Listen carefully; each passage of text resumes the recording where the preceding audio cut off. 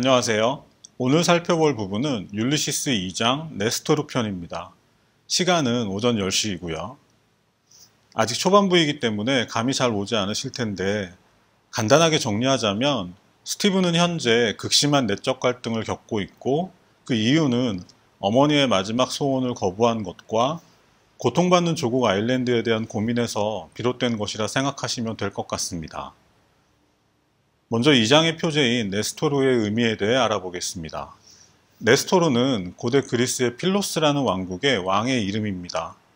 그는 트로이 전쟁에 참가하기도 했고 특히 훌륭한 언병과 말솜씨 때문에 트로이 전쟁 당시 아가멤논과 아킬레우스의 불화를 중재할 정도로 젊은 영웅들에게는 현명한 조언자 역할을 한 인물이었습니다. 오디세우스에서도 역시 아테나 여신은 텔레마코스에게 전사들의 조언자인 네스토르에게 아버지의 운명에 대해 물어보라 충고하고 이에 따라 텔레마코스는 배를 타고 그리스 본토에 있는 네스토르를 찾아갑니다. 이 자리에서 네스토르는 텔레마코스에게 오디세우스의 귀향이 어려운 처지에 있지만 용기를 내라 조언하며 그리스 영웅들의 귀한 이야기를 들려줍니다. 텔레마코스가 네스토르에게 조언을 청한 내용은 율리시스에서 스티븐이 자신이 일하는 학교의 교장 선생님에게 조언을 듣는 것으로 변형됩니다. 지난주 말씀드렸던 것처럼 조이스는 오디세이아의 구성을 따르되 내용면에서는 많은 변화를 주고 있습니다. 네스토르가 텔레마코스에게 긍정적인 충고를 했다면 율리시스에서 스티븐은 교장의 조언에 심한 거부감을 느끼게 됩니다. 율리시스 2장 네스토르 표는 전체 작품 중에서 구성이 가장 단순하고 분량도 매우 짧은 편입니다. 이것에 대해 저는 작가의 의도가 담겨 있다고 생각하는데요. 왜냐하면 매우 단순한 구성 속에 모더니즘의 시도가 본격적으로 이루어지고 있기 때문입니다. 독자로 하여금 자신의 파격적인 시도에 적응할 시간을 주는 것이죠. 그래서 우선 모더니즘에 대해 간략하게 얘기하는 게 좋을 것 같은데요. 지금으로부터 100여 년 전에 제임스 조이스나 버지니아 울프 같은 작가들에 의해 시작된 모더니즘은 그냥 쉽게 형식의 파괴라고 생각하시면 될 것 같습니다. 그 전에는 소설은 이렇게 써야 한다, 그림은 이렇게 그려야 한다, 교향곡은 이런 구성으로 작곡해야 한다는 명확한 지침이 있었습니다. 모더니즘은 그런 암묵적인 규약을 깨버린 행위라고 생각하면 될 것 같고요. 이 작품에서 조이스는 어떤 문장은 희곡처럼 쓰기도 하고 또 어떤 문장은 신문 기사처럼 쓰기도 하면서 기존의 소설 형식의 정면으로 맞섰습니다. 모더니즘으로 인해 작가들이 얻게 된 것은 역시 표현의 자유겠죠. 현재를 포스트 모더니즘의 시대라고 하니까 크게 보면 지금까지도 버지니아 울프나 조이스에서 시작된 모더니즘 사조가 계속해서 이어지고 있다 생각하시면 될 것 같습니다. 모더니즘에 대해서는 이 정도만 하고요. 먼저 율리시스 2장에서 시도된 모더니즘의 특징 두 가지를 말씀드리겠습니다. 첫 번째는 생각에 관한 것인데요. 다음 문장을 들어보시죠. 그의 곁에 앉아 스티븐이 문제를 풀어나갔다. 그는 셰익스피어의 영혼이 햄릿의 조부임을 대수로 증명한다네. 사전트는 그의 삐뚤음한 안경을 통하여 곁눈으로 쳐다보았다. 임시교사로 일하고 있는 스티븐이 사전트라는 학생의 숙제 검사를 하는 장면인데 문장이 뭔가 이상하죠. 스티븐이 사전트의 숙제를 보고 있고 사전트가 그런 스티븐을 곁눈질하는 장면인데 뜬금없이 셰익스피어가 튀어나옵니다. 율리시스에서 자주 볼 수 있는 문체인데요. 여기에서 그는 셰익스피어의 영혼이 햄릿의 조부임을 대수로 증명한다네 라는 문장은 스티븐의 생각입니다. 보통 생각을 표현할 때는 작은 따옴표 처리를 하는데 율리시스에서 작가는 이런 룰을 의도적으로 무시합니다. 사실 이 셰익스피어 얘기는 아침에 멀리건이 한 말인데 이제 이 문장 전체를 다시 살펴보면 스티븐이 사전트의 숙제를 살펴보다가 문득 멀리건의 말을 떠올린 겁니다. 문법적으로는 모르겠지만 현실에서는 아주 자연스러운 일이죠. 아마도 작가는 그런 과정을 굳이 작은 따옴표로 구분하지 않고 가장 자연스러운 과정으로 표현하고자 했던 것 같습니다. 그리고 이 셰익스피어에 관한 얘기는 스티븐의 의식을 지배하는 주요 주제 중 하나이기도 하기 때문에 작가는 나중에 스티븐이 셰익스피어의 영혼에 관한 이야기를 할 것이라는 점을 미리 암시하는 장면이기도 합니다. 모더니즘을 빼고 이 작품을 논할 수는 없어서 분량이 적은 2장에서 미리 언급하는 점을 양해해 주시고요.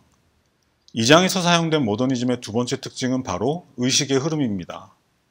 의식의 흐름은 사실 어려울 것 없는 개념입니다. 어느 어머니가 맛있는 음식을 보고 자식을 떠올린다면 이것이 바로 의식의 흐름입니다. 맛있는 음식이라는 신호에 대해 어머니의 의식이 그 음식을 먹여주고 싶은 대상에게 흐른 것이죠. 의식의 흐름 기법은 이 과정을 문장으로 표현한 것입니다. 2장에서는 스티븐이 한 가난하고 초라한 소년을 보면서 연약했던 어린 시절의 자신과 그런 그를 지켜주고 보살펴 주었던 어머니의 존재를 떠올리는 과정을 묘사하는데 사용되고 있습니다. 특히 율리시스에서 의식의 흐름은 주인공인 스티븐과 블룸, 그리고 몰리에게서 문득 튀어나오는 작은 따옴표가 생략된 생각들을 통해서 대놓고 말하지는 않지만 현재 그들의 의식을 지배하는 주제들이 무엇인지 암시하는 역할을 하고 있습니다. 앞서 말씀드린 것처럼 스티븐에게는 어머니의 죽음에 대한 죄의식이나 아일랜드에 대한 고민 등이겠고, 또 블룸과 몰리에게도 각자 의식의 주제들이 있습니다. 의식의 흐름 기법은 다른 영상을 통해 자세하게 설명한 적이 있으니까 궁금하신 분들은 그 영상을 보시면 될 것 같습니다. 이제 지금까지 말씀드린 내용을 바탕으로 율리시스 2장 네스토르 편을 살펴보겠습니다. 2장은 스티븐이 초등학교에서 역사 수업을 하는 장면으로 시작합니다. 수업 내용은 기원전 300여 년 전 그리스의 에피로스 왕국의 왕이었던 피로스 왕과 로마군의 전투에 관한 것입니다. 당시 피로스 왕의 군대가 로마군과의 전투에서 승리하는 데 성공했지만 한편으론 그리스군의 피해도 막대했다는 내용입니다. 초등학교답게 수업에 임하는 아이들의 자세는 천진난만합니다. 몰래 빵을 먹다가 선생님 질문에 엉뚱한 답변을 하는 아이가 등장하는데요. 다른 아이들은 엉뚱한 답변을 하는 아이를 보며 크게 웃습니다. 하지만 스티븐의 귀에는 그들의 비웃음 소리가 마치 자신을 향한 것처럼 들립니다. 스티븐이 상념에 잠겨 있는 동안 수업이 끝나고 아이들이 모두 운동장으로 달려갈 무렵 사전트라는 아이가 스티븐에게 다가옵니다. 사전트는 교장 선생님이 자신에게 준 나머지 숙제를 선생님에게 검사받고자 하는 것이었죠. 사전트는 매우 초라한 행색이었습니다. 이런 사전트를 바라보며 스티븐은 생각합니다. 흉하고 무모한 야윈 목과 짙은 머리털과 달팽이의 흔적 같은 잉크의 얼룩. 그런데도 누군가가 그를 사랑했고 그를 그녀의 팔과 가슴에 안고 있었다. 만일 그녀가 없었던들 세상의 종족은 그를 발밑에 짓밟아 버렸을 거야. 한 개의 찌그러진 뼈 없는 달팽이. 그녀는 그녀 자신에게서 짜낸 물 같은 묽은 피를 사랑했었다. 초라한 모습의 사전트를 보며 어리고 연약한 이 아이를 지켜준 존재에 대해 생각하는 겁니다. 바로 어머니겠죠.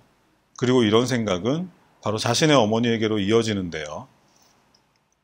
그녀는 더 이상 세상에 없었다. 불에 탄 나뭇개비 같은 떨리는 뼈대, 자단과 젖은 제 냄새. 그녀는 그가 발밑에 짓밟히는 것으로부터 구했으며 거의 삶 같은 삶을 살아보지도 못한 채 사라져갔다. 천국으로 가버린 불쌍한 영혼. 그리하여 거친 황야 위에 깜빡이는 별 아래 털 속에 노획물의 붉은 악취 풍기는 한 마리의 여우가 무자비하게 반짝이는 눈으로 흙 속을 파헤쳤다. 귀를 기울였다. 흙을 긁어 모았다. 귀를 기울였다. 파헤치고 또 파헤쳤다. 사전트에게서 사전트의 어머니로 이윽고 자신의 어머니로 이어지는 의식의 흐름을 통해 힘없고 연약했던 어린 시절 무한한 사랑으로 자신을 지켜주었을 어머니와 그런 어머니를 버리고 파리로 떠난 기억과 게다가 임종 자리에서 그런 어머니의 마지막 부탁을 거부했던 자신의 모습을 떠올리며 마치 햄릿 왕자처럼 이러지도 저러지도 못하는 존재론적 갈등에 휘말리는 것이죠. 아까 언급했던 그는 셰익스피어의 영혼이 햄릿의 조부임을 대수로 증명한다네 라는 문장은 바로 여기서 이어지는 문장인데요. 이런 내적 갈등은 결국 이어지는 3장에서 바닷가를 거닐며 끊임없이 자살을 생각하는 모습으로 귀결됩니다. 자, 이제 2장의 두 번째이자 마지막 에피소드로 넘어가겠습니다. 수업을 마친 스티브는 교장인 디지씨와 만납니다. 월급도 받아야 하고 또 마지막 인사도 나눠야 하는데요. 이 자리에서 교장은 2장의 표제인 네스토르처럼 스티븐에게 조언을 하고 또 뭔가를 부탁합니다. 이 두 이야기를 해보겠습니다. 동전까지 포함해서 알뜰하게 급여를 챙겨주며 교장은 스티븐에게 돈과 절약의 중요성에 대해 충고합니다. 먼저 부자로 살았던 셰익스피어의 예를 들며 영국인의 가장 중요한 자존심이 나는 빚을 지지 않고 살았다라는 걸 말해줍니다. 그리고 아일랜드의 독립을 원하는 민족주의자들의 생각이 잘못되었다는 의견을 피력하는데요. 물론 스티븐은 돈을 아낄 생각도 친형파들의 입장에 동의할 생각도 전혀 없습니다. 다만 디지 교장처럼 선량한 아일랜드 사람들에게 녹아있는 패배주의에 대해 생각할 뿐이죠. 그리고 디지 교장은 스티븐에게 당시 아일랜드에 유행하고 있던 가축 전염병에 관한 자신의 의견이 담긴 편지를 신문사로 전해 기사로 실어주기를 부탁합니다. 스티븐은 나이는 어리지만 이미 아일랜드의 미래를 빛낼 천재로 평가받고 있었고 그런 이유로 신문사 간부들에게도 환영받는 존재였기 때문입니다.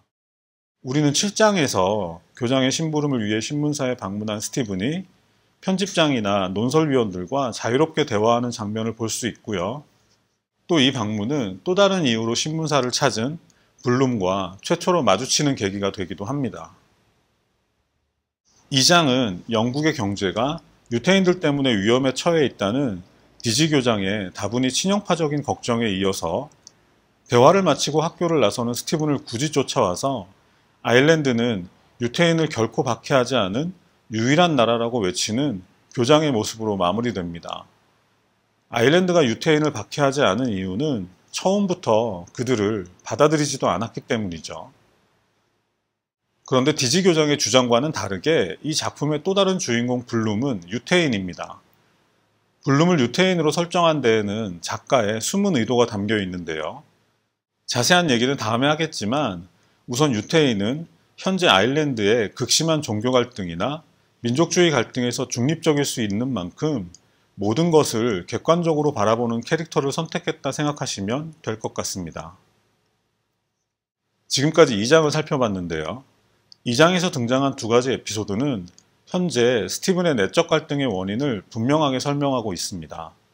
먼저 사전트와의 대화에서는 어머니의 사랑을 철저하게 배신한 것에서 비롯된 극심한 내적 갈등을 표현하고 있고요. 또 당시 독립주의자와 친형파로 나뉘어 격렬하게 대립하고 있던 아일랜드 국민들을 차갑고 냉정하게 바라보는 예술가의 시선도 살펴볼 수 있습니다. 끝으로 스티븐의 생각의 난이도에 대해 얘기하고 마무리하겠습니다. 지난 시간에 말씀드린 것처럼 스티븐은 작가 조이스가 투영된 인물이기 때문에 지식 수준이 매우 높습니다. 독자들 입장에서는 갑자기 튀어나오는 셰익스피어나 아리스토텔레스의 난해한 개념들이 매우 어렵게 느껴질 수 있는데요.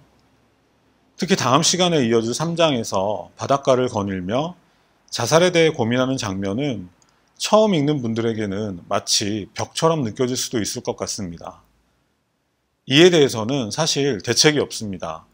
스티븐의 내적 갈등의 원인을 짐작하려 노력하면서 시간을 두고 보고 또 보면서 조금씩 깨달아갈 수밖에 없을 것 같습니다. 다만 4장부터 본격적으로 등장하는 블룸은 스티븐과는 매우 다릅니다. 블룸은 그야말로 가장 평범한 인물이기 때문에 생각의 수준도 일반인과 거의 다르지 않습니다.